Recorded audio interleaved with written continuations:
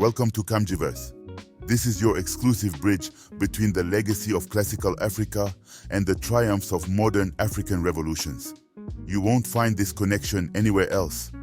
If you're new here, smash that subscribe button and hit the bell so you never miss an episode. Share this video with friends and family. Become a channel member or join our Patreon. The links are waiting in the description. Let's honor our sacred legacy and ignite our future together. The Dogon people are from, they believe that they have their root in Egypt. Right. So they make like migrant, they move from Egypt to different places before they get to the Dogon countries today. Yes. And is that why the Dogon people have even their hat, which looks exactly like how is the pyramid? Yes. Like on top like this, and then you see it comes down like that. Right. And also, the Dogon people believe they get their connection with fetishes from Egypt, because when they were there, Egypt was more animist and different god. Different god, like god for fire, god for rain, god for water, god for fertility, different god, and which the Dogon animist people are still using today. Yes. So they believe that they had connection with their ancestor was from Egypt. From Egypt. They have connection with Egyptian. The story of the Dogon people is a captivating journey that begins in the classical Happy River Valley, intertwined with the histories of ancient pharaonic populations who migrated westward during tumultuous times. According to rich oral traditions, the Dogon, known indigenously as the Kado, trace their origins back to ancient Kemet. This migration was prompted by significant geopolitical upheavals, including invasions by Eurasian groups. The oral narratives of the Dogon consistently highlight a westward migration across Saharo-Sahelian waterways before their eventual settlement further south.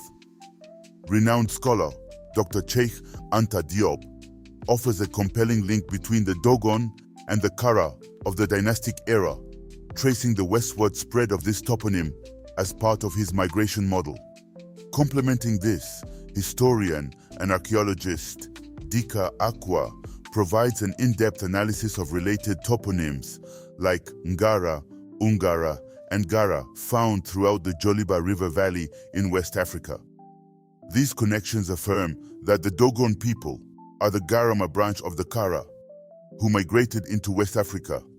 Genetically, the EM2 subclade EM191, found among the Dogon, connected to dispersals from Northeast Africa to infra-Saharan West Africa 4,000 years ago, along with autosomal evidence showing the Dogon clustering close to Ethio-Chadic populations, confirmed Dogon orature. Central to Dogon cosmology is Amma, the supreme creator, who bears a striking resemblance to Amun of ancient Kemet. Both deities use clay as the primordial substance of creation and are symbolized by a ram with a solar disk. Amma is the supreme creator in Dogon theology, responsible for initiating the formation of the universe, the creation of matter, and the processes of biological reproduction.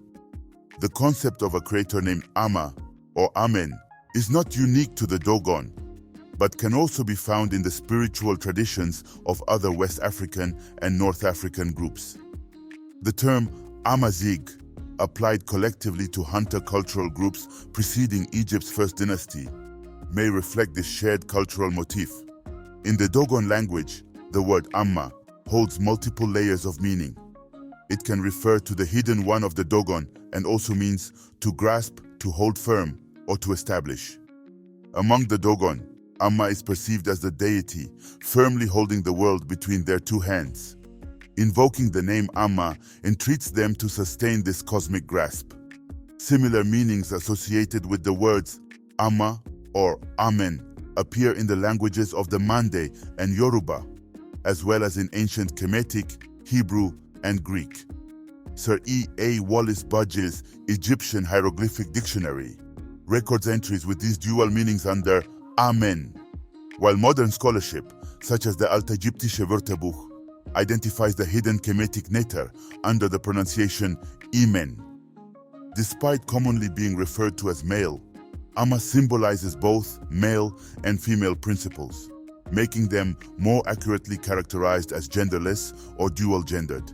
This duality aligns with broader Dogon cosmological principles, emphasizing the pairing of opposites, evident in both spiritual symbolism and cultural practices related to biological reproduction. Dogon theology is considered esoteric, involving both public and private aspects. Knowledgeable Dogon priests regard Amma not as a large, omnipotent figure, but rather as small, almost hidden from view. This perception underscores Amma's instrumental role in mythological processes, such as the creation of matter and biological reproduction, aspects rarely discussed openly among the Dogon. According to Dogon mythology, Amma's initial significant creation was the unformed universe, described as Amma's egg, an egg-shaped body containing the potential seeds of future existence. This egg eventually opened due to an undefined impulse, releasing a whirlwind that scattered its contents across space, forming galaxies, stars, and planets akin to pellets of clay.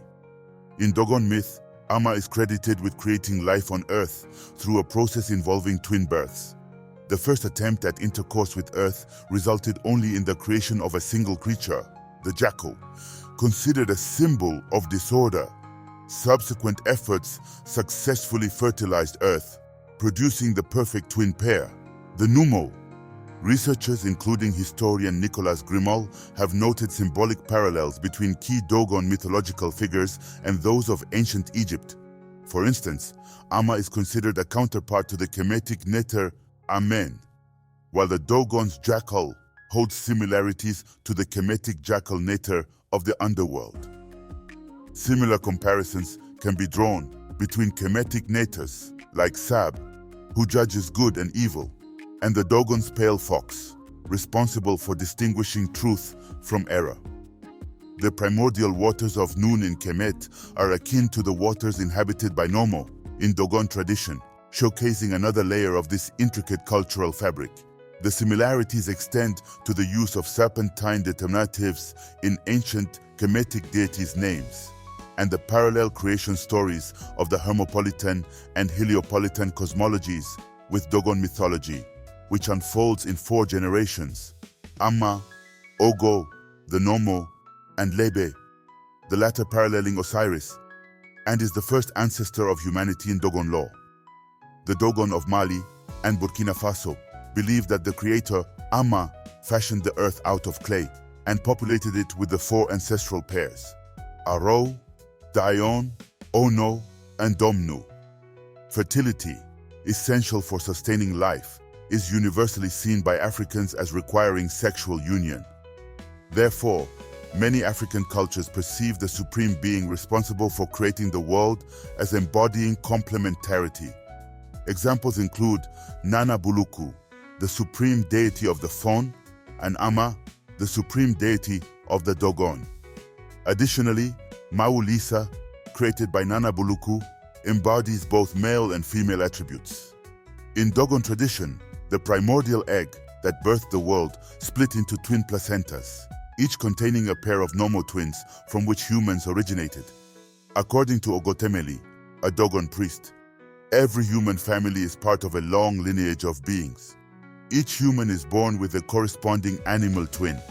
Ogotemeli's twin was an antelope. The Dogon blacksmith, a central figure in their cosmology, descends from the sky to reorganize the earth and guide humanity.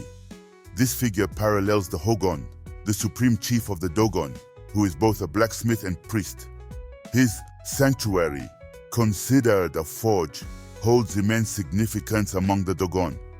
Both ancient Kemet and the Dogon share the same deity symbolizing evil, represented by the pale fox in Dogon tradition for Ogo, just as Set represents evil in Kemet. With animals given such prominence in spiritual and sacred matters, they become archetypes, and their imagery permeates entire cultures. Among the Dogon, the pale fox, Ogo, rebels against his creator, attempts to steal seeds of creation, and in doing so, introduces disharmony into the universe. The resulting symbolism of the fox in Dogon culture is diverse, abstract, and highly sophisticated. The fox is rendered by a simplistic outline drawing of his body and is found on totemic sanctuaries and caves throughout Dogon country.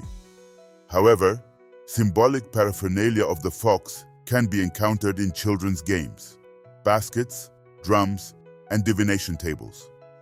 According to Griol and Tolloy, the Dogon theology revolves around three primary cults. The first venerates Amma, the supreme god credited with creating the universe. The second centers on the Nomo, the first celestial beings created by Amma. The third cult honors 8 Dogon ancestors, believed to be the progenitors of the 4 main Dogon groups. Regardless of cult affiliation, all Dogon adhere to a common sequence of reverence. First Amma, then the Nomo, followed by the revered ancestors. Similar spiritual beliefs and practices can be observed among neighboring tribes such as the Bozo and the Bambara, as noted by Griol and Tolloy in their studies, which also incorporate insights from elders of related groups.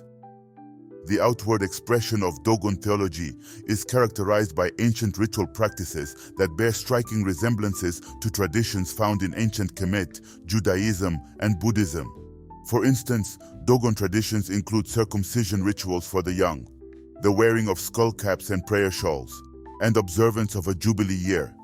Additionally, the Dogon organized their villages in pairs known as upper and lower districts, a practice reminiscent of ancient Kemetic administrative structures. Griol's exploration of Dogon cosmology reveals profound linguistic and symbolic parallels with ancient Kemetic hieroglyphs. For example, the Dogon festival known as the Sigi may relate to the ancient Kemetic term sky, meaning to celebrate a festival. Cosmological drawings among the Dogon often bear resemblances to Kemetic glyphs, illustrating myths and narratives in visual form. Beyond ritual observances, Griol and Tolloy argue that Dogon cosmology permeates every aspect of daily life, imbuing mundane activities with symbolic significance. From weaving cloth and plowing fields to the intervals between ritual ceremonies and the resonance of spoken language, each action reflects and reinforces an orally transmitted cosmological tradition. This tradition functions as a societal mnemonic system, preserving and transmitting complex cosmological knowledge through generations. The Dogon are meticulous observers of the natural world, possessing a profound ability to explain various natural phenomena through their daily practices. The Dogon exhibit a substantial body of knowledge regarding anatomy and human physiology, demonstrating advanced skills in the use of plants and herbs for medicinal purposes. This expertise forms an integral part of their native pharmacology, intricately intertwined with their theological beliefs. Agriculture. Agriculture stands as a cornerstone of the Dogon economy, showcasing their adeptness in cultivating crops in challenging rocky terrains along the Bandiagara escarpment in Mali. Employing diverse soil cultivation techniques and terrace construction to optimize scarce water resources, the Dogon cultivate a variety of grains such as millet, sorghum, and rice, alongside onions, tomatoes, red peppers, and tobacco. Similar to many African cultures, the Dogon are astute sky watchers who name and track celestial bodies to time their agricultural activities with astronomical events, marking the beginning of their calendar with the mid-October millet harvest. Furthermore, the Dogon have developed sophisticated arboriculture, nurturing a range of trees and shrubs that serve as vital food sources and construction materials. Their comprehensive understanding of zoology is evident in their skillful animal husbandry, maintaining poultry, goats, sheep, and cattle for both sustenance and ritual purposes. Likely mathematical symbolism is evident in the plan and dimensions of the Dogon granary described in Griol's Cosmology. Resembling an inverted wicker basket, the granary features a circular base measuring 10 cubits in diameter, transitioning to a flat, square roof with sides 8 cubits long. Each side aligns with the cardinal points north, south, east, and west, and includes a central staircase of 10 steps. Dogon priests assert that the structure embodies various geometric shapes. Notably, the circumference of the base, 64 cubits, assuming pi 3.2, equals the area of the roof, 64 square cubits. Further confirmation of geometric symbolism is found in Adrian Snodgrass's analysis of stupa construction stages, paralleling Dogon granary design principles. These stages require a practitioner skilled in basic geometry, able to plot circles and bisect lines using arcs. The granary's architectural layout, akin to a sundial with a central gnomon, indicates an understanding of timekeeping. Aligned east-west, it facilitates tracking the sun's movements relative to Earth, crucial for determining solstices and equinoxes and establishing seasonal calendars. Constructing the granary demands familiarity with units of measurement like the cubit and basic geographic orientation, essential for aligning structures accurately.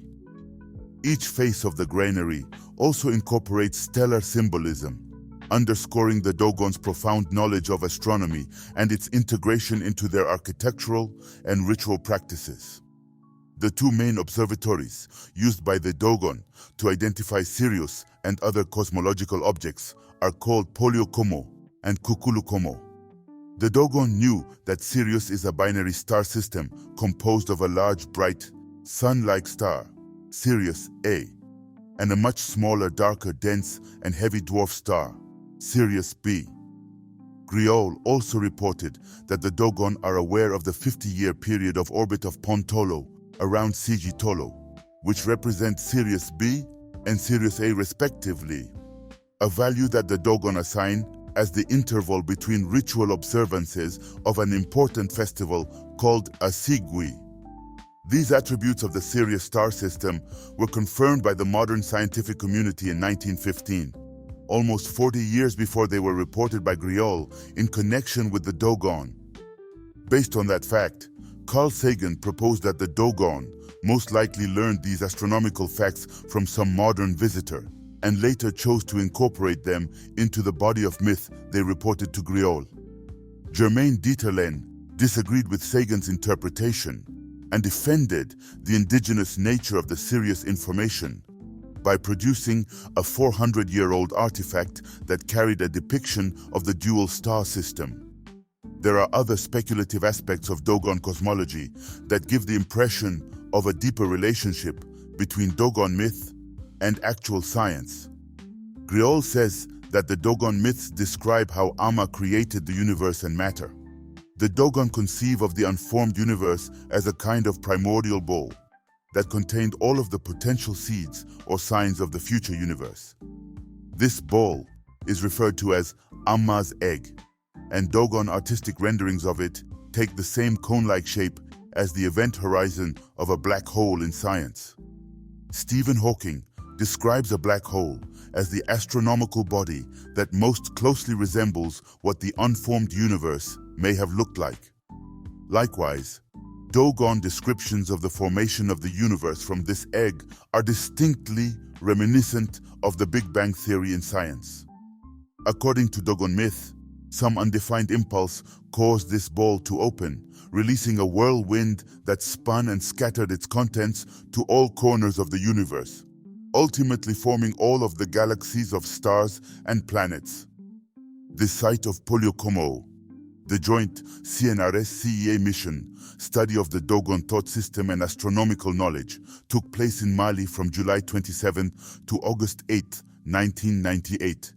The team included ethnologists Germain Dieterlen, CNRS Musée de l'Homme, and Jean Rouch, Musée de l'Homme, filmmaker Jérôme Bloomberg, CNRS Multimédia, Dogon Informants Diamguno Dolo, Anagali Dolo, Pangale Dolo, Ibrahim Guindo, and Jean-Marc Bonnet-Bidot, CEA Astrophysics. The first site examined was Tolloy Ko, or the Crossing Cave, located about 4 km west of the village of Sanga. This site centers around a massive stone table approximately 13 meters long, situated overlooking a group of rocks. Early photographs by G. Dieterlen in 1950 depict the table as intact, whereas it is currently split in two with distinct lightning marks. See Figure X. Below the table, near its center, there was once a hole through which a person could pass, now filled due to collapse. Revered by the Sangha Dogon, this site symbolizes the spot where the ark carrying their first ancestors supposedly landed on Earth, according to Dogon Genesis. Adjacent to the table are 4 rocks to the south, symbolizing the founders of the 4 major Dogon families: Aro, Dayon, Ono, and Donmo. To the east of the table lie 2 separate rocks, approximately 20 meters apart, designated as the Sun Rock, northeast side, and Sirius Rock, southeast side, located 43 meters and 29 meters from the table, respectively. Photo. Ethnological accounts from Griol and Dieterlen's initial informants emphasize the significance of Sirius in Dogon cosmology. After the Nomo, all beings aboard the ark descended to Earth. Once emptied, Amma drew back into the sky the chain that held it, and then closed the sky.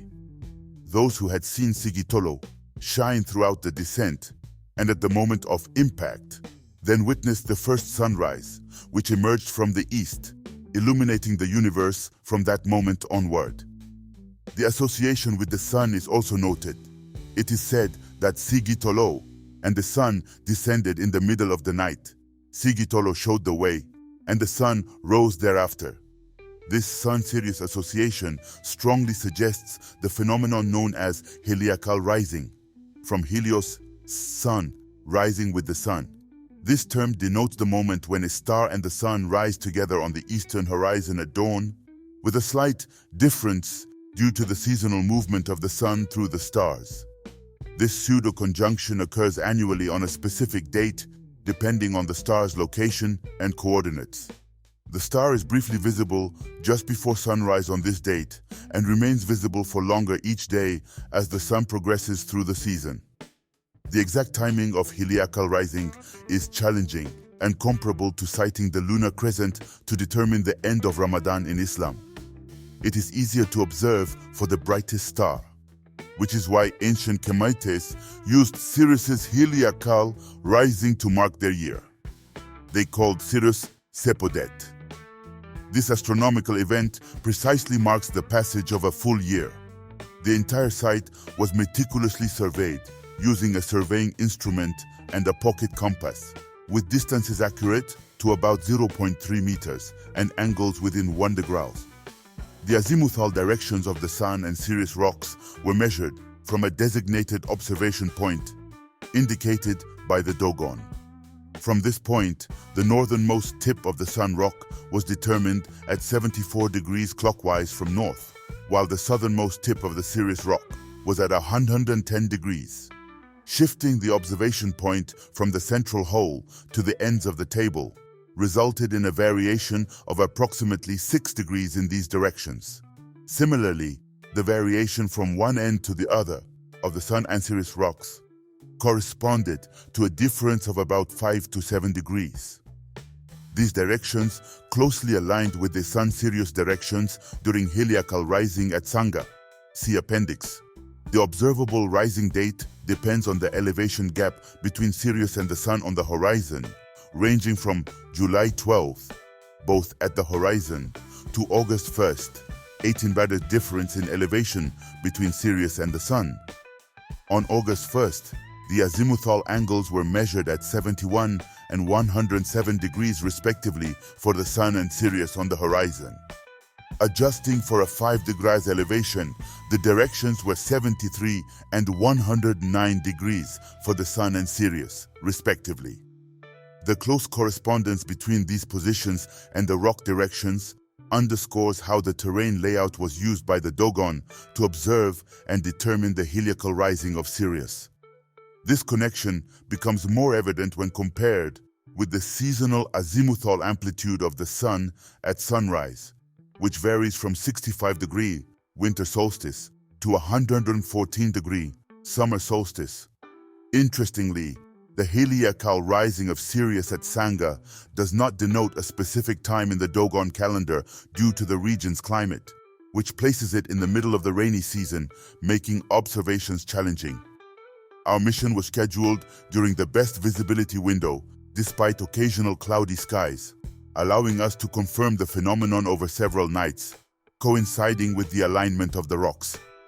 Determining whether this site was deliberately constructed or naturally adapted remains difficult.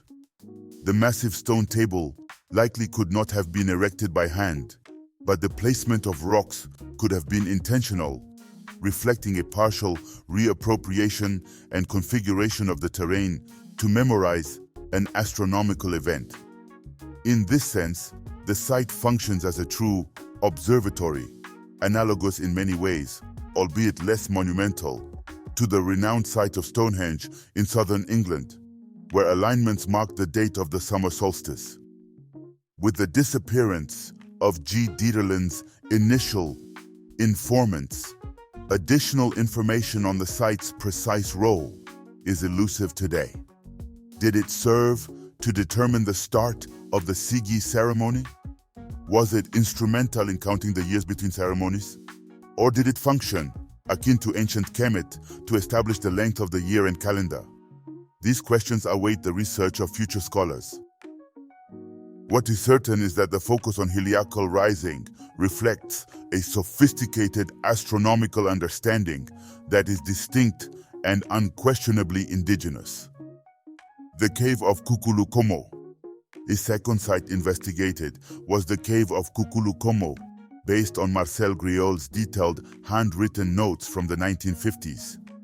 Located away from the village of Sanga, this cave lies nestled in the heart of the cliff.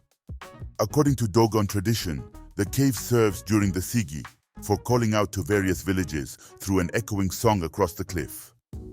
Griaul's meticulous diagrams and notes guided our exploration, revealing the site largely unchanged except for vegetative growth, young trees, and signs of goat occupation. Central to the cave's layout is a large oblong stone table, approximately 7 meters long and human height. In his notes, Griaul highlighted this stone V as the stone for aiming at heliacal rising, though this interpretation remains debatable. However, Griaul meticulously recorded Dogon terminology to describe elements of the cave, noting for this stone, Sigi Tolo Maile Yenu Dumo, translated as stone for aiming at the sun and Sirius. His diagram also includes point A, marked as the man's position for aiming, indicating the stone's use for sighting between two rocks at the back of the cave. The stone itself does not indicate a preferred direction, but measurements from point A show an azimuth of approximately 110 degrees, very close to Sirius's direction during heliacal rising. However, the observation conditions from this point are suboptimal due to the cave opening towards a slight elevation and a stream. The sun's direction is obscured by a rock, while the northern aspect of the table features a circular stone construction with a triangular window, resembling an observation tower known as the House of Diongu Seru, according to Griaul. Knowledge of matter. Dogon descriptions of the mythological structure of matter are similarly reminiscent of science. They begin with a primary unit of matter called the Po, which the Dogon define in terms similar to an atom. The Dogon priests say that all matter is created by the continuous addition of like elements beginning with the Po. Likewise, the Po is defined as comprising smaller subcomponents called senseeds, whose mythological descriptions sound much like the protons, neutrons, and electrons of modern science. According to Dogon belief, the senseeds combine at the center of the Po and then surround it by crossing in all directions to form a nest. A Dogon cosmological drawing of this nest takes a shape that is markedly similar to one of the typical electron orbital paths inscribed by an electron as it circles the nucleus of an atom. Like modern quantum theory, the Dogon myths tell of the existence of more than 200 primordial particles, described as seeds or signs that are said to exist as paired opposites. Like modern string theory or torsion theory, these particles are said to be the product of the vibrations of primordial threads. According to Dogon myth, each thread passes through a series of 7 vibrations inside a tiny egg. These vibrations are characterized as 7 rays of a star of increasing length. The Dogon myths say that this last ray grows long enough to pierce the egg, an event that constitutes the end of the original egg and the initiation of a new egg. Together, these eggs in series are said to form membranes, which the Dogon compare to the thin covering that surrounds the brain. The Dogon alternately characterize these 7 rays by the spiral that can be drawn to inscribe their endpoints. This spiral may be the correlate to a tiny vortex that is postulated to exist in modern torsion theory.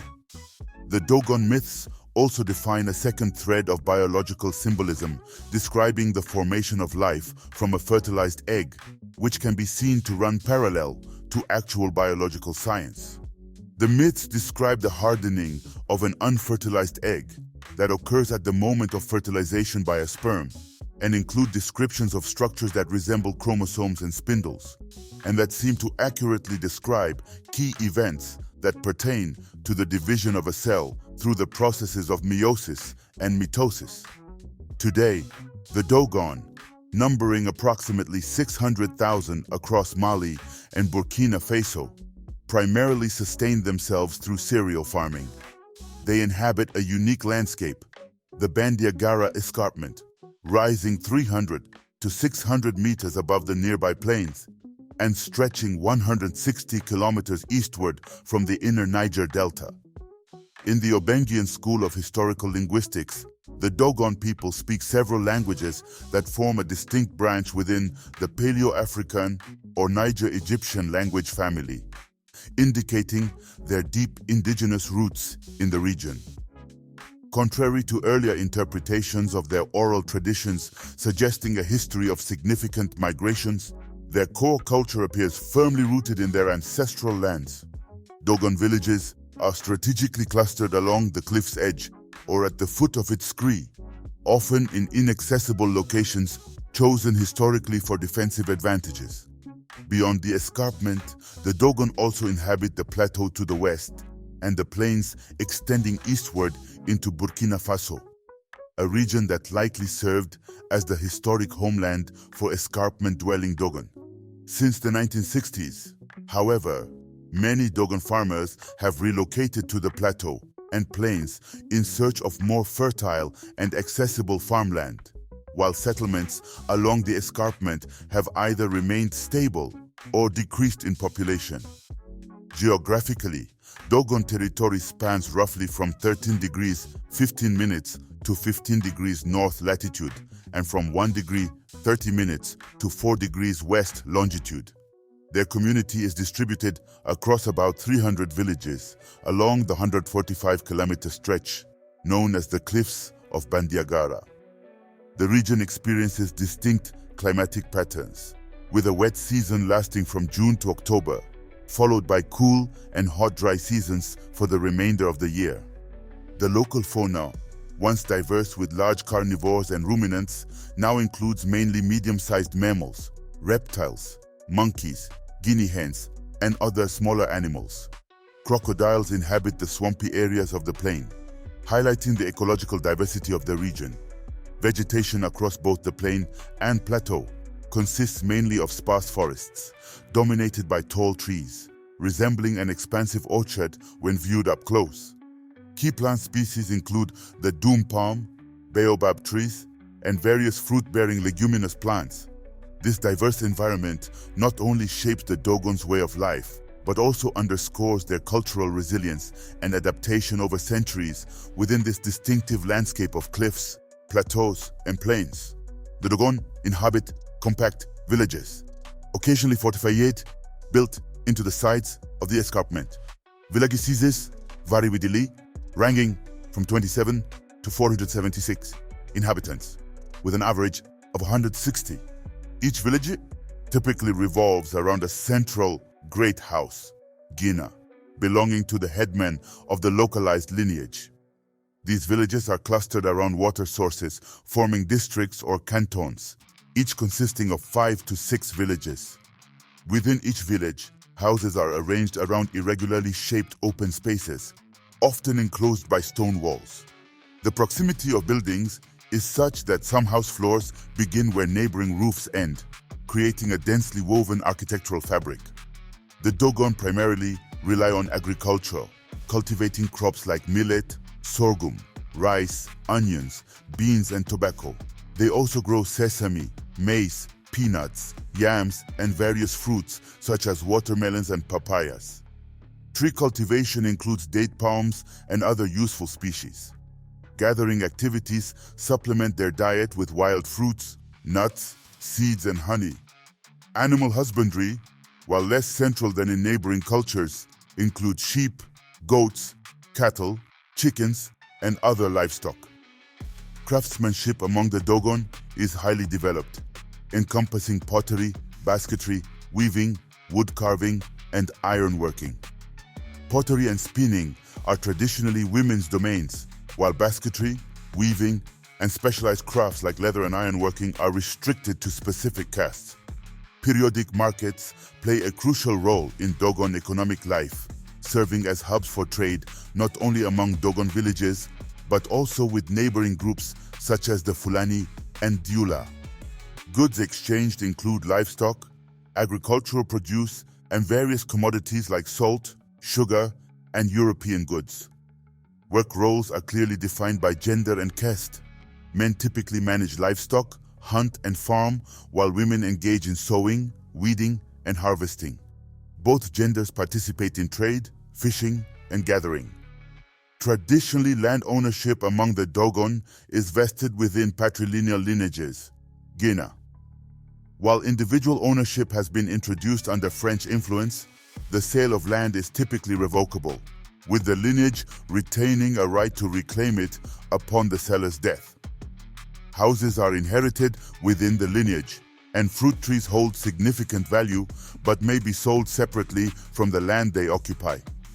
Dogon society is organized around patrilineal kinship groups known as Ginas.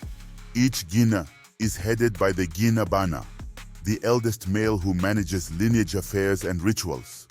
Larger kinship units called clans encompass multiple Ginas, providing a broader social structure. Dogon kinship terminology distinguishes between forms of address based on politeness and relative age.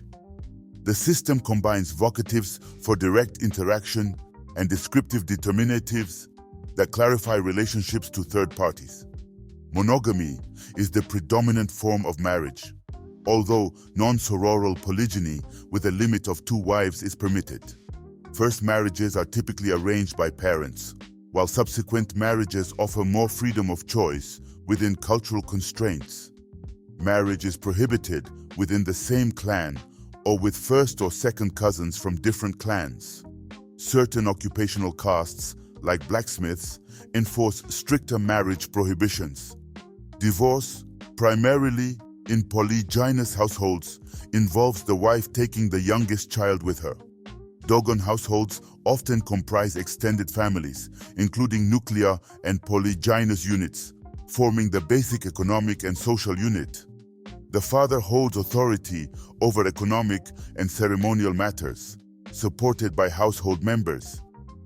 Dogon society features hierarchical occupational castes, including iron and leather workers, griots, musicians, and sorcerers, each maintaining distinct roles and residing separately from the general population. Age stratification, through brotherhoods like the Tumo, remains influential in social dynamics, while a men's society, AWA, upholds traditional codes and practices. Political structure remains decentralized, with village or district-level chiefs, Hogo, assuming spiritual and judicial authority. Chiefs, descending from traditional founders, govern with a council of elders, overseeing public affairs and maintaining order. A supreme Hogon for the entire region is elected from the Aru tribe, residing in Aru, Aru. Social norms in Dogon society are reinforced through public opinion and community consensus, employing social withdrawal and supernatural beliefs as forms of sanction. Historically, inter-district conflicts were common, involving alliances and leadership among recognized war leaders, though domestic slavery is now prohibited by law. The parallels between the Dogon and ancient Kemetic civilizations are evident in their material culture, as highlighted by Dr. Musa Lam. He identifies a spatio-temporal evolution across African history, where prototypes originating in the Nile Valley evolved into more developed forms in sub-Saharan West and Central Africa. For instance, the Heka scepter of ancient Kemet serves as a prototype that transformed into the Hogon scepter in Mali. The Hogon scepter is characterized by an inflected hook, a midpoint disc handle, and a sharpened endpoint. A similar design is seen in the Hogon Kabaline scepter. Another connection made by Lam is between the Dogon bonnet and the Nemes headdress of ancient Kemet. Dr. Lam also revealed the evolution of architecture in the region, noting that clay beams characterize the Tolloy, adobe bricks characterize the Telm, while plasterized and mortarized building systems characterize the Dogon. According to research by Dr. Namdi Elle, Dogon architecture, along with other West African architecture in the Sudano-Sahelian zone, has prototypes in ancient Kemet. The Adinyakini symbol of the Dogon bears similarities to the Kemetic Ankh, both symbolizing life and the universe. The northern and southern hemispheres are represented by Yurugu and Nomo respectively. Additionally, similar to the Naisut in ancient Kemet, the Hogon of Mali undergo mummification after death. A study by Dr. Emmanuel Dehan examines headrests collected from the Bandiagara cliff in Mali. The analysis questions the validity of the chronological framework and settlement modalities defined in the early 1970s, mainly involving the groups Tolloy, Telm, and Dogon. It also re-evaluates the definitions of Pre-Dogon and Dogon used by researchers since the early 2000s. The existence of these groups suggests a chronological sequence that is not fully understood. By studying headrests, Dehan explores the ethnic and cultural history of the pre-Dogon settlements at Bandiagara Cliff and reassesses the framework linking these objects to the Telm group. The Bandiagara Cliff site is ideal for investigating the settlement history of what is known today as Dogon country. During the colonial period, Western ethnographic missions, especially French, relied on oral traditions, myths, and artifacts to understand the identity of indigenous peoples. After Mali's independence, the well-preserved artifacts from the Bandiagara cliffs revealed a unique and complex cultural heritage. These findings have maintained the appeal of the Dogon country, whose artifacts continue to attract collectors. This study first presents a chronological overview of over 120 years of research, summarizing archaeological, ethnographic, and historical knowledge of the sites. It then details the analysis of headrests, covering over 1,000 years of their history, to determine their origins, usage, and distribution. Overview of the three main research periods. First period, colonial exploration, mid-19th century, mid-20th century. The unique customs, mythology, and cosmogony of the Dogon and Pre-Dogon peoples of the Bandiagara Cliff drew early interest, leading to initial expeditions. In 1907, Infantry Lieutenant Louis Desplanès published Le Plateau central nigérien, une mission archéologique et ethnographique au Soudan français, documenting the first archaeological and ethnographic expedition, which was also a colonial administration effort. In 1911, German ethnologist Leo Frobenius provided insights into ancient funerary and architectural remains in his monograph Auf dem Wege nach Atlantis. From 1931 to 1948, Marcel Griol conducted several missions, collecting Dogon oral traditions and artifacts for the Musée ethnographique du Trocadero. In 1941, Germain Dieterlen discovered ancient migrations of the Dion, Ono, and Aro tribes, later recognizing that the Bambara of Segu and the Pearl of Massino were also conquerors of the region. This period highlighted the complexity of the region's peoples. Second period, post-independence anthropological research, 1960s, 1980s. After Mali gained independence, anthropological research intensified, focusing on different sites along the Bandiagara Cliff. A notable project was the Telem Research Project in the early 1970s, led by architect H. Han. Researcher Rogier Bedeau named the Tolloy period, 3rd century to 2nd century BC, identifying the Tolloy as settlers who left granaries and circular clay tombs to escape drought or attacks. Radiocarbon dating of architectural elements placed them in this period. The Telem period, late 10th century to 15th century, named by the Dogon meaning those we found there, was characterized by many objects such as statuettes, textiles and tools, despite leaving no settlement traces. Radiocarbon dating defined the Telem period from 979 to 1473, overlapping with the first wave of Dogon migration.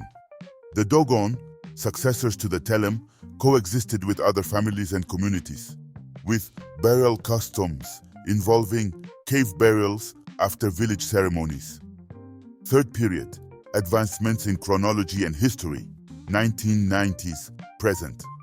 Starting in the 1990s, research significantly advanced the understanding of the chronology and history of settlements on the Bandiagara Cliff.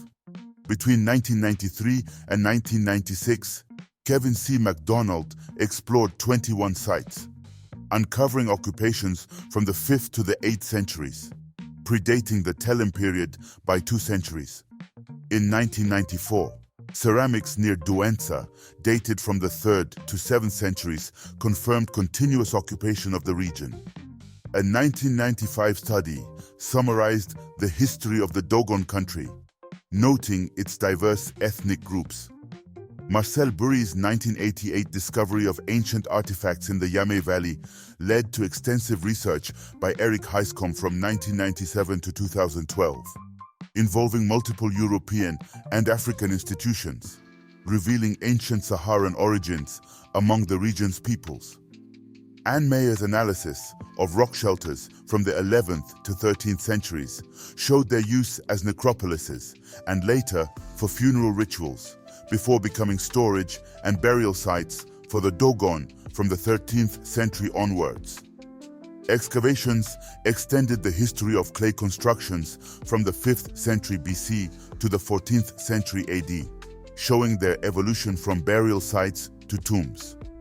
Overall, this research highlights the complex history of the Bandiagara Cliff, challenging earlier chronologies and enhancing our understanding of the region's cultural dynamics.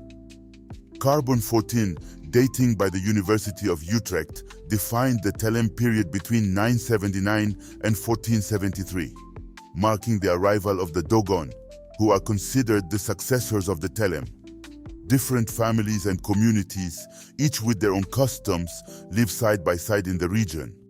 The Dogon referred to ancient inhabitants as Sunuge, agile red men living in the cliffs, later dislodged by the Telem. The Dogon now live at the foot of the cliff, depositing their dead in caves after village ceremonies. Research from the 1990s onwards, led by MacDonald, revealed occupations from the 5th to 8th centuries and dated ceramics from the Tongomar Diabal Mound to the 3rd to 7th centuries, indicating continuous occupation. A 1995 study by Ezra, Gallet, Huisekom, and Mayer summarized early settlements, noting diverse groups including the Bobo, Bozo, Bodios, Telle, Ndala, Kala, Ata, and Yer.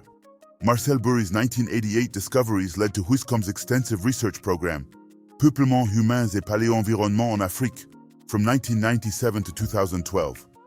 This interdisciplinary effort revealed different peoples of ancient Saharan origin. Anne Mayer's 2003 study, detailed the period-by-period use of rock shelters, from collective necropolises to food storage and burial sites. Excavations by Nicholas Gestrick from 2010 concluded site occupations from 450 to 1150. Research led by Anne Meyer extended the period of clay constructions from 400 BC to 1400 AD, revealing their evolution from burial sites to tombs. Decorative techniques evolved over 3 main periods, with a break corresponding to the Telm's arrival, suggesting they succeeded the Tolloy, the first people identified in the cliff. In the 2010s, linguistic studies and Hiba Babiker's genetic research revealed complex population dynamics and limited ethnic interbreeding among the Dogon. Recent studies confirmed pre-Dogon populations were more heterogeneous than previously thought. The region saw various groups seeking refuge in the caves during invasions, epidemics, or climatic difficulties. 2 macro periods, Pre-Dogon, 400 BC to 1600, and Dogon were identified, with artistic production classified into Telm and Dogon periods. The Dogon arrived in waves between 1230 and 1430, claiming Mande origins and finding Telm groups in the Sangha region. Successive migrations and exchanges with trans-Saharan trade routes influenced local customs. Trans-Sahelian trade routes played a key role in the diffusion of peoples and customs, including the use of headrests. Headrests for ethnocultural reconstruction. In Africa, conservation is challenging due to climate and customs, but the Bandiagara Cliffs, a UNESCO site, offer a rare exception. Their rock shelters and caves have preserved objects well due to moderate temperature, low humidity, and minimal insect damage. Scientists study various traces of life, including constructions, ceramics, bones, textiles, metals, languages, testimonies, genealogies, and DNA.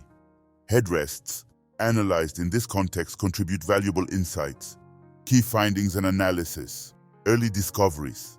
Headrests and other artifacts, like a statuette, initially puzzled scientists regarding their attribution to the Telem or pre-Telem periods. Louis Desplanges' 1905 mission brought back a headrest dated between 890 and 970 AD. Claude Henri Pirat's headrest was dated between 692 and 883 AD, both considered pre-Telem. Another headrest from Duro Boro, dated between 560 and 760 AD, was mentioned by Eric Huysicum in 2014. Headrest classification. Rogier. Bedaux's 1974 study classified headrests into 3 types based on their shape. Though found in tombs, they were not exclusively for funerary purposes, similar to Kemetic practices, where pharaohs were buried with their daily used headrests. Headrests were carved from single wood pieces, ensuring standardized construction for consistent C14 dating results. They typically consist of 3 parts: base, tray, and tronc, with various shapes and decorative motifs. The tray symbolized the horizon and the eternal cycle of rebirth. Decorative motifs like roundels and wavelets linked to the Soninke people represent continuity in cosmogony. Connections to Kemetic practices. Funerary use. Similar to Kemites, the Dogon used headrests in both daily life and funerary contexts, with signs of use and repairs on most headrests. Many headrests retained odors similar to those found on mummies, suggesting embalming practices using materials with antiseptic properties. Some headrests have prototypes from Middle Kingdom and New Kingdom Egypt, Sudan, 9th, 11th centuries, and Ethiopia, 12th, 14th centuries, supporting the idea of Happy River Basin origins and trade exchanges. The study of headrests, combined with other archaeological and anthropological research, helps reconstruct the ethnocultural history of the Bandiagara Cliffs. The similarities in style and use with Kemetic artifacts highlight the connections and exchanges between inner African and Kemetic cultures through the ages. Reallocation of the dispersion of pre-Dogon headrests. This study re-evaluates the attribution and use of headrests, initially customary and later funerary. Through C14 dating, we found headrests spanning over 1,000 years, from 403 to 1472 AD, which challenges the previously assumed Telem period, 10th to 15th centuries. Some headrests were found from the overlap between the Telem and Dogon periods, but none from the second wave of Dogon arrival to the present day.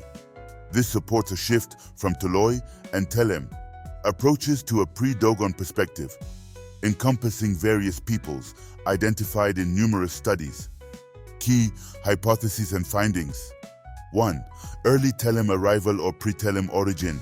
Either the Telem arrived before the 10th century and continued the custom, or another people introduced headrests before the Telem. 2. Duro-Boro. Discoveries. Re-examination of material attributed to the Tolloy phase, 4th century BC to 14th century AD, aligns with our research findings. 3. Dating of fragile objects. Other tested objects, textiles, leathers, gourds, fit within the Telem period, but surprises include a ladle, 688-890 AD, and a harp, 950-1030 AD. Stylistic and cultural continuity. Decorations. The headrests and other objects feature similar decorations like wavelets and lizards, indicating cultural continuity. Statuettes versus headrests. Statuettes found in the same region span only 300 years and appear 600 years after headrests. These statuettes, dated between the 10th and 16th centuries, coincide with the Telem period and the arrival of the first Dogon from the Mande, 1230-1430 AD. Trade and cultural exchange. Middle Eastern pearls. The discovery of pearls suggests that headrests were introduced through trade with East African caravans and used by the Tolloy before the Telem. Headrests confirm a permanent pre-Dogon presence around the Bandiagara cliffs, reflecting varied styles and symbolism. The study supports the idea of an early headrest custom that persisted into the pre-Dogon period and disappeared with the Dogon, with trade playing a significant role in their spread. For over a century, researchers have studied the peoples of the Bandiagara region, though their work has been hindered by current geopolitical issues. This research has helped reconstruct the ethnic and cultural history of pre-Dogon settlements. The term pre-Dogon encompasses the diverse groups around the Bandiagara cliff, pending further discoveries. Key findings. 1. Headrest dating and observations. New elements include the dating of numerous headrests, odor observations, and stylistic parallels. These findings, along with existing research, suggest an origin in the Nile Valley, evidenced by similarities with headrests from Egypt, Sudan, and Ethiopia. 2. Funerary use. More than half of the headrests found in tombs have characteristic smells indicating funerary use, yet they were also used daily as repairs and wear show. 3. Pre-Dogon period. The oldest headrests, dating back to the 4th century, indicate a pre-Telem custom. In contrast, most other artifacts and technical details point to the Telem period. 4. Cultural continuity. The Telem perpetuated the custom of using headrests but were not their originators. This custom was lost with the arrival of the Dogon. Reallocation of attribution. Based on current discoveries, the diffusion of headrests is attributed to the Tolloy, perpetuated by the Telem and lost with the Dogon. Future discoveries may refine our understanding, and any findings predating our era might suggest a role for the Soninke in spreading headrests. Recent radiocarbon dating of 32 wooden headrests and anthropomorphic statuettes from pre-Dogon cultures reveals new insights into the history of art in the Bandiagara cliff, spanning from 400 BC to 1650 AD. These dates show that wood carvings appeared during the pre-Dogon period, which includes the Tolloy, Soninke, and Telem cultures. Germain Dieterlen, a Dogon scholar, noted that headrests and wooden statuary are historical artifacts essential for understanding ancient cults and population movements over millennia. Key findings: anthropomorphic torso. One torso with a mitre-shaped headdress and crusty patina was radiocarbon dated between 90 BC and 310 AD, later extended to 370 BC and 610 AD. This pushes back the appearance of figurative statuary in Mali by 1,000 years. A similar torso might also date to this period. Carotid headrest. A headrest featuring an elephant was dated between 682–883 AD and an abstract headrest between 890–970 AD. These dates have margins of error and calibrations for accuracy. Tolloy styles, 370 BC, 1032 AD. Tolloy is the conventional name of a rocky tunnel near Sangha, where Professor Bedauck of Utrecht University, during his campaigns between 1964 and 1970, was able to date architectural remains, sanctuaries, and burial sites to around BC 250. The Tolloy period headrests, dated between 403 and 1032 AD, show great variety in form and style, making it hard to establish a chronological evolution. Some headrests from 690 to 1209 AD show stylistic continuity over 500 years. The Tolloy headrest's slow evolution resembles that of Tolloy pottery, integrating new styles from mixed populations. The first 17 headrests in this catalogue are dated between AD 403 and AD 1032, Catant 1 to 17, and belong to the Tolloy cultural period. The great formal variety of this group, with 2, 3 or 4 columns, an oval, square or rectangular base, and a more or less pronounced concavity of the support plate, makes it impossible to propose a chronological evolution for this type of object. Some similar headrest models, Catant 11, 13, 22, are dated between AD 690 and 1209. This stylistic continuity over more than 500 years suggests a long periodization.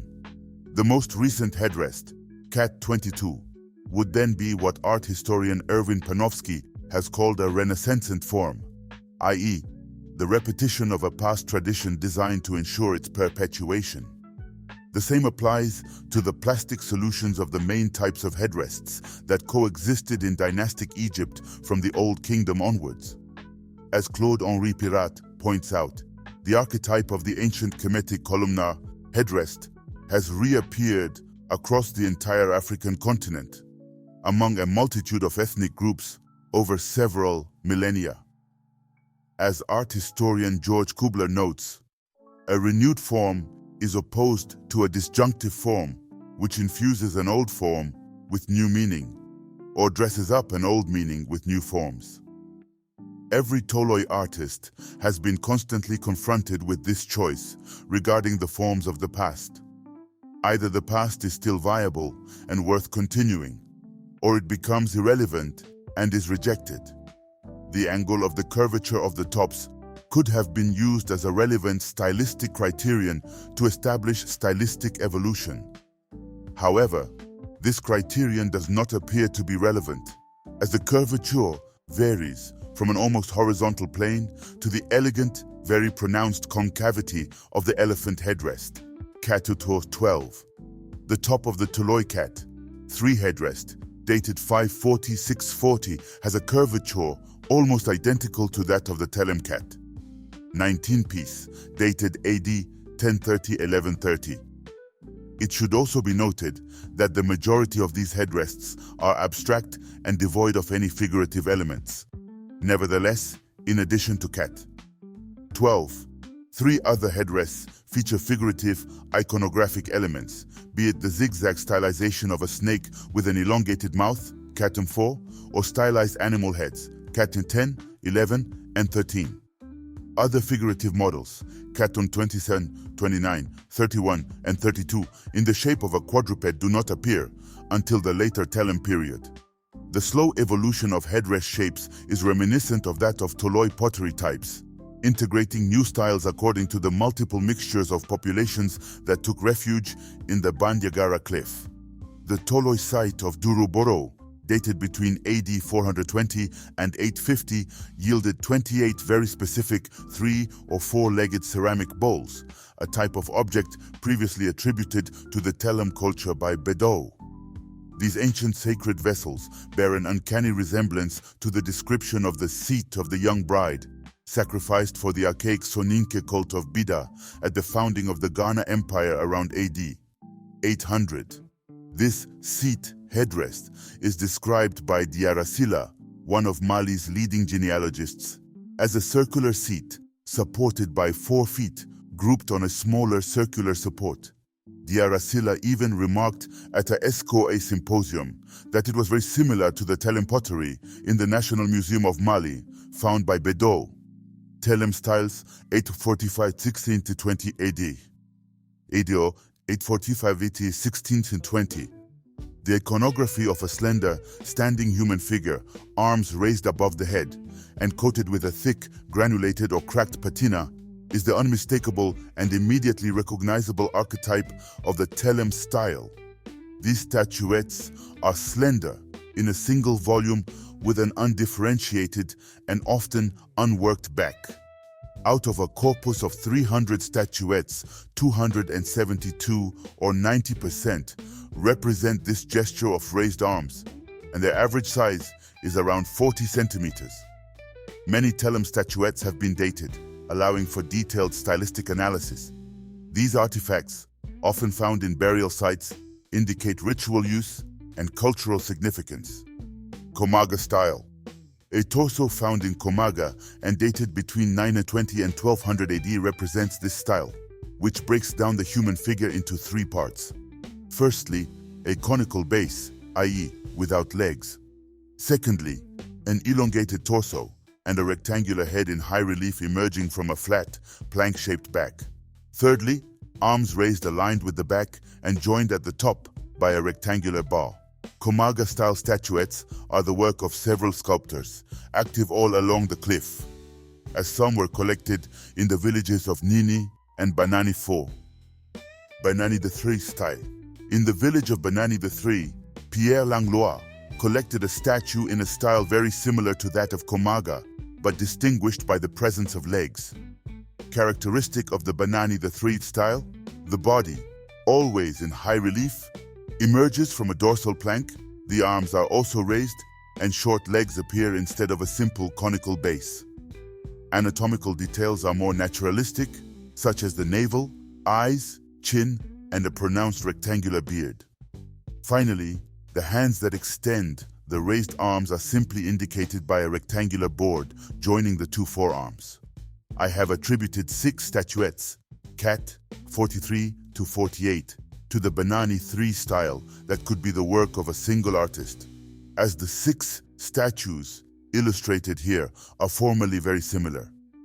In a photo taken in a Telem necropolis by Langlois in 1952, we find 3 statuettes in the Bamani thread style, Figure 4.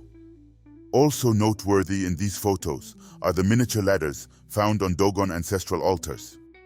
These miniature ladders are supposed to replace human figures for the Dogon. The statues reproduced here are covered with a relatively fresh ritual patina, implying recent ceremonial use. The presence of a square beard and small conical breasts just below the neck suggests an androgynous divinity, according to information obtained by Grial and Ditelen. These androgynous divinities, with small breasts and discrete male sex, could evoke the 2 poles of fertility, the latter being amplified by the gestures of the raised arms. This iconography can be linked to a theme in Dogon mythology, according to which, before the creation of the world, the sexes were not separate, and the Nomo, father of mankind, was a hermaphrodite before his sacrifice. The notion of androgyny may also have its origins in Telem or Soninke myths. In addition, 5 statuettes display a cascading lateral ridge on the edges of the flat back. This vertical chevron motif, found in Dogon iconography, Ana di Odu, rain path, is also known as the path of descent between heaven and earth. The multiple connotations of the broken line, whose primary meaning is creative vibration, all relate to notions of fecundity fertility. 6 other Telem statuettes, Cat 49 to 53, are almost identical to those in the Banani Tre style, differing only in the shape of the arms, which are not joined at the ends, and the presence of hands with palms that are wide open, pointing upwards in a ritual gesture of offering or prayer. The IB style.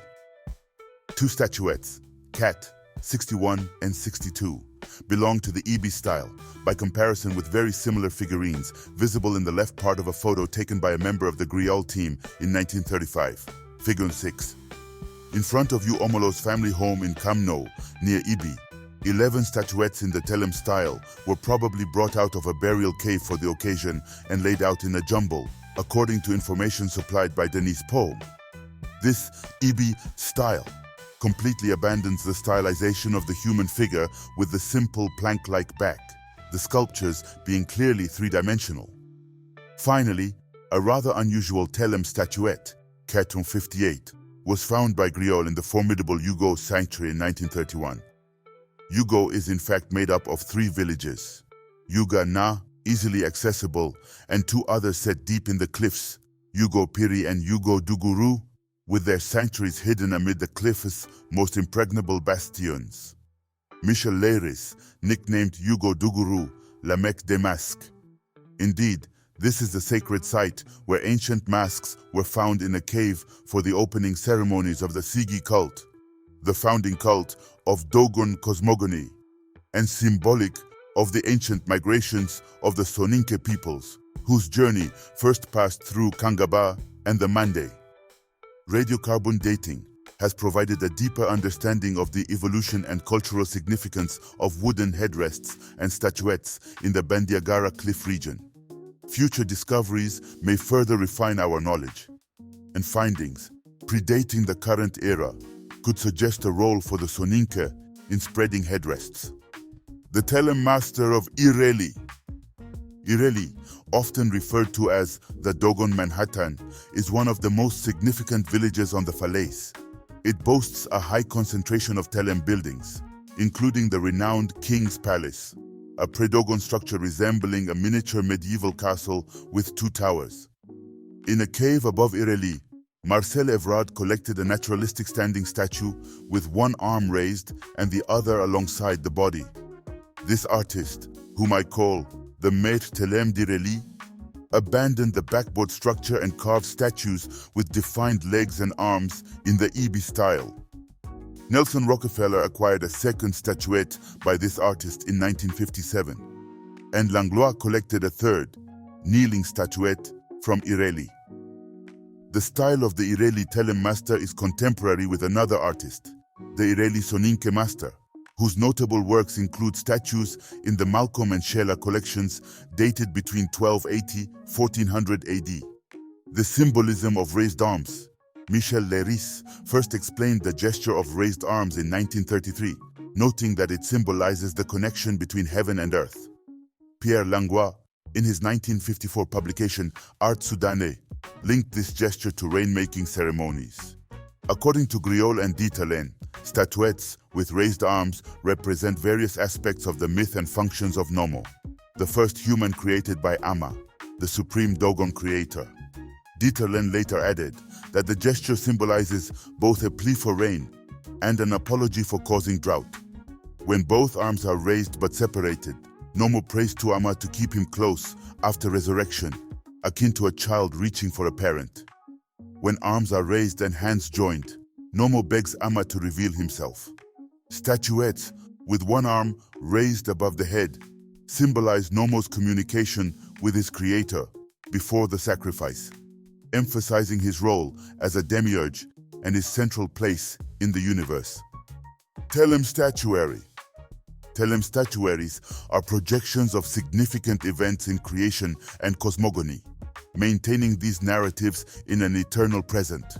They recall Nomo's crucifixion and resurrection, similar to how a crucifix in Christianity refers to the sacrifice of the Son of God. One statuette, with long arms along the torso, evokes the posture of a crucified figure. Nomo's androgyny influences his representation, linking earth, the feminine principle, to heaven, the masculine principle, transforming into an immortal androgyne.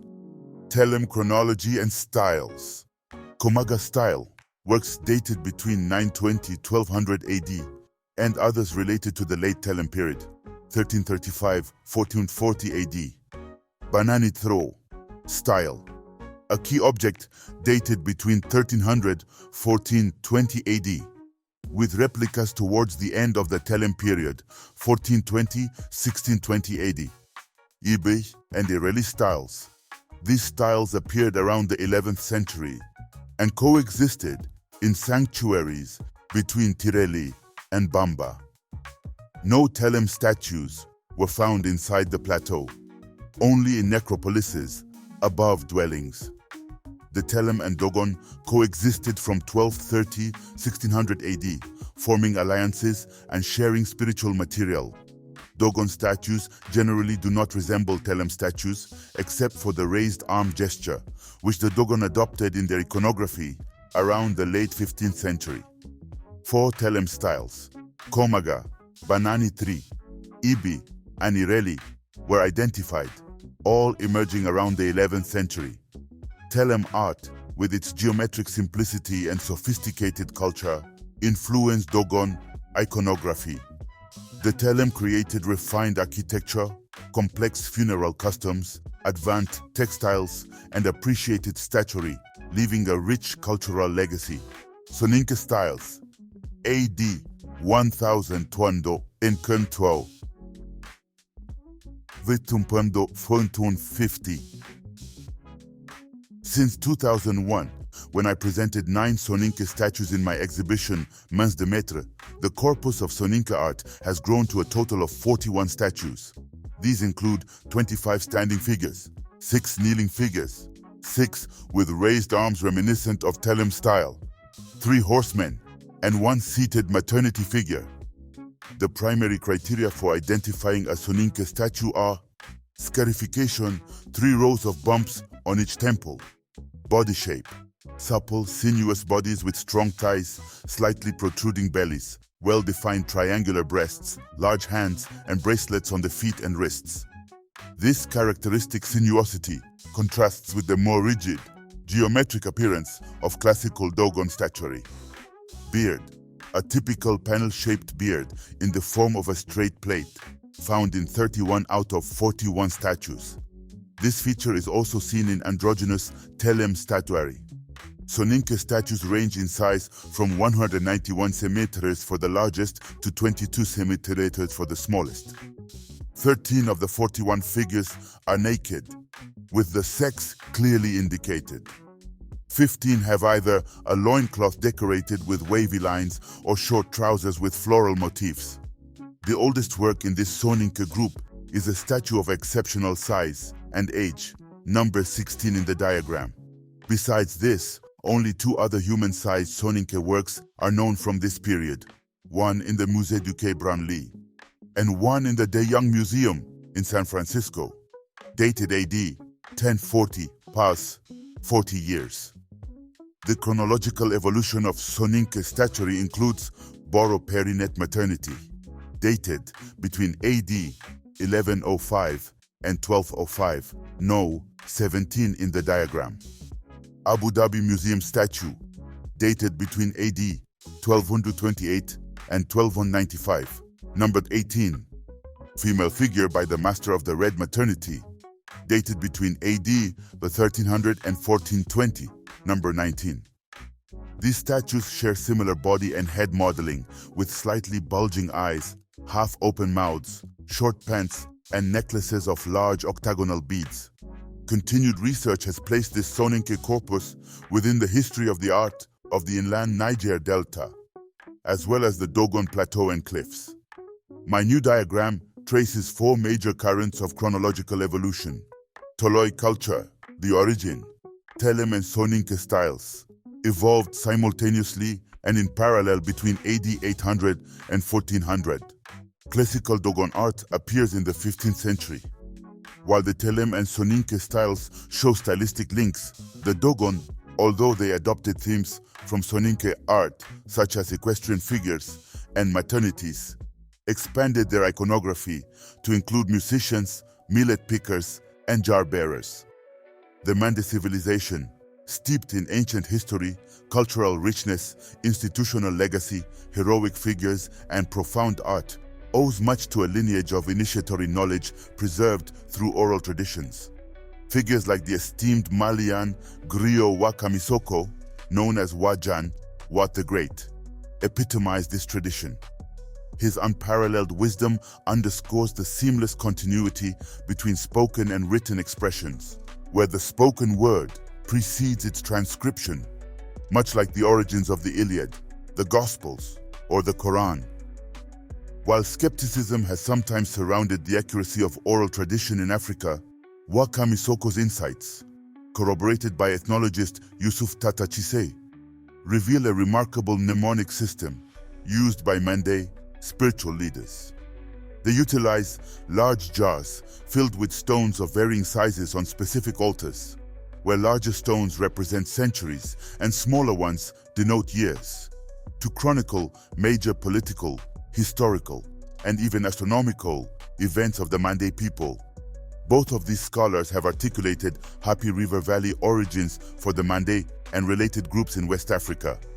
According to Wa Kamisoko's oral traditions, the first major drought in Mali struck around 1700 BC, followed by another in 700 BC, and a third in AD 200. These climatic upheavals prompted migrations, such as those of the Tolloy to the Falis region, as documented in their ancient wooden sculptures, a testament to over 2,000 years of historical continuity, confirmed through scientific scrutiny aligning with oral tradition. These ancient artifacts, including Tolloy headrests and Telm and Soninke statuary, serve as historical fossils, providing glimpses into the artistic, symbolic, and spiritual richness of Mande cultures.